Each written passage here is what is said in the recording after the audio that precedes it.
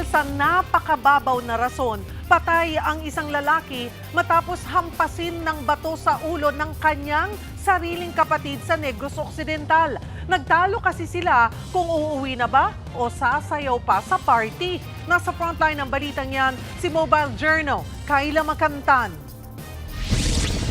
Biyernes, January 13 nang magpunta magkapatid na alias Jojo at alias Ben sa isang sayawan sa Barangay Batuan, La Carlota City, kasamang isa pang kaibigan.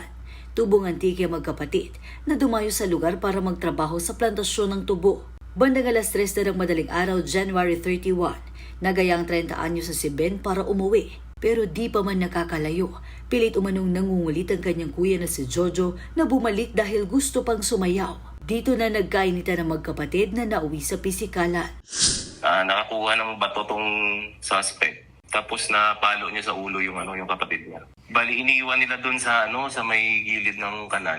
Hindi na nila alam kung paano siya nalunod doon or nahulog sa tubig. There were instances daw kasi sabi ng suspect na nagsusuntukan din sila dati. Tapos pagka umaga, umuwi lang ng kusa yung biktima.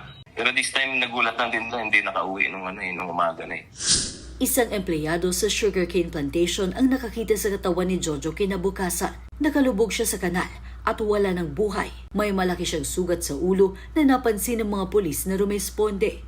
Sa unang salaysay ng sospek, sinabi niyang napaaway sila habang pauwi at hinabol ng baril ng mga armadong lalaki. Pero kalaunan, inamin niya ang paghampas ng bato sa kapatid.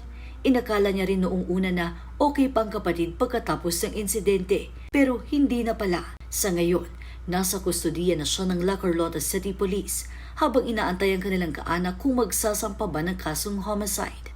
Sa cause of death, hindi po namin matukoy pa sa ngayon. Ilalabi pa namin yan sa pamilya ng biktima kung papa-undergo pa nila ng autopsy yung Pero waiting pa rin po kami sa sa result ng postmortem kasi nakapag-postmortem na rin po kahapon. Nagbabalita mula sa Frontline. Mobile Journal, Kayla Makantan. Mga kapatid, Cheryl Cosing po. Maging maalam at may pakialam sa mga napapanahong issue at headlines. Mag-follow at mag-subscribe na sa social media pages ng News 5.